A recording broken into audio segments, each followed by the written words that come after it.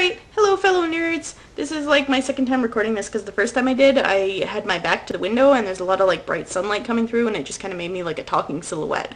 So that didn't really work. I just wanted to show off how nice of a day it is. And then it got totally ruined.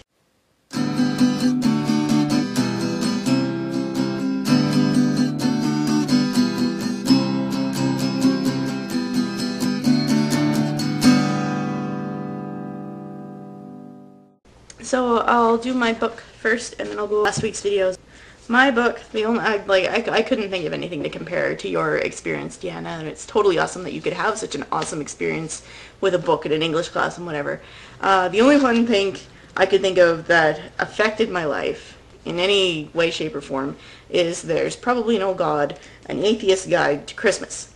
I happened to find this book a few months after I had decided, basically, that I was an atheist, and I don't know, I'm still on the edge. I could be agnostic, I could be an atheist, but I know I don't believe in any one God. Specifically. There are power tools outside, and they keep making noise, and it's bugging me. So, like, this is a really good book, even, like, if you're not an atheist. It just helped me feel more comfortable with myself and what I have chosen to believe or not believe in. Especially during the holiday season was when I found it was like in November or so, right before the holidays. And I don't know, it just helped me feel a lot better about everything in general.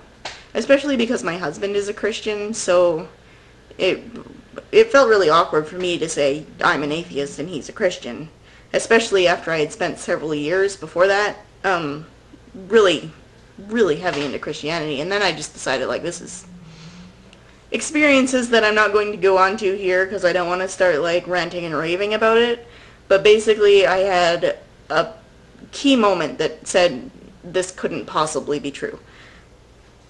So yeah, so I got this and it helped me feel way better about myself, and it helped me feel like more confident in my atheism and whatever.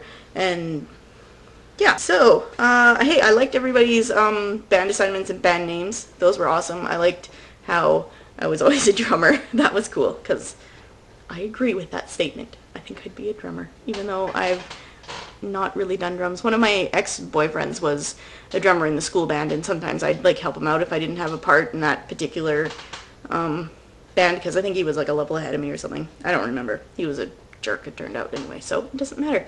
But regardless of that fact, I still really like drums, and I'd like to do it, but it's too noisy of an instrument, and I'll just stick to Rock Band. Mariah, you got 2 jobs now. That's cool. I hope that doesn't drive you totally nuts.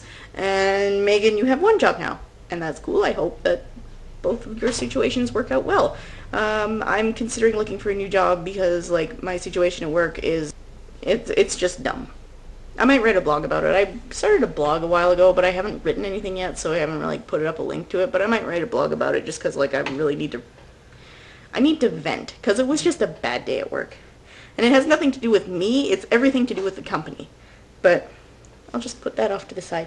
Oh yes, Winky, I just wanted to kind of go over that. When we were naming her, like, I really liked everybody's names that were chosen, and my son really liked everybody's names that were chosen. And I read them all to him several times after we had gotten her, and he wanted to name her all kinds of stuff, like everything on the list he agreed to, and like he'd come up with names on his own.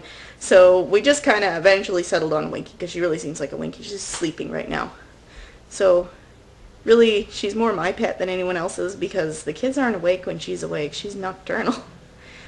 She's awake in the morning, but usually we're getting ready to go to like daycare and whatever, so she's my pet, even though he picked her and he named her. Deanna, I read your blog about last week's theme, and I agree. I consider you a really good friend too. And yeah, I wish that we lived within a proximity to each other that we could hang out, because I'd totally hang out with you all the time. I'd love to meet all of you, really. I think that would be awesome. I'm jealous of you guys because you all live sort of in the same region. From what I understand, I don't have a great grasp of U.S. geography, but from what I understand, you all live kind of in the same region. And then there's me, over on the West Coast, in a different country, and it's just... I guess that's all for today. I don't know, this is like the 4th time I've done this video, and I'm still not happy with it. But I'm just gonna edit it and post it, and hopefully you all like it. Have a good week!